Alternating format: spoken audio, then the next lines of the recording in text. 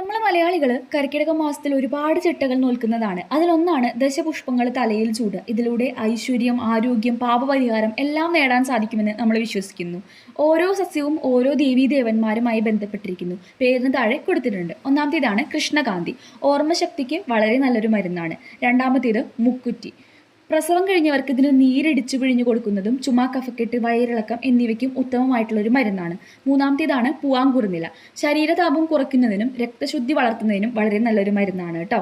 നാലാമത്തേത് കറുക. ഒരു തരം പുല്ലിനമാണ്, തലച്ചോറിന് വളരെ ഉത്തമമാണ്. 5 തിരുതാളി.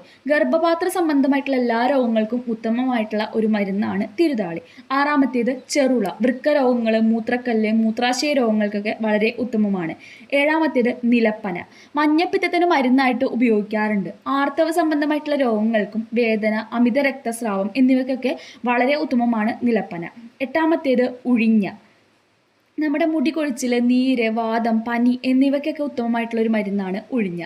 ഒൻപതാമത്തേത് കഞ്ഞുണ്ണി. മുടി കൊഴിച്ചിൽ, മുടി വളർച്ച, മുടിയുടെ നിറം ഇതിനൊക്കെ എണ്ണ കാച്ചി ഉപയോഗിക്കുന്നത് വളരെ നല്ലതാണ്. പത്താമത്തേത് മുയൽ ചെവി. നേത്ര രോഗങ്ങൾക്ക് വളരെ ഉത്തമം.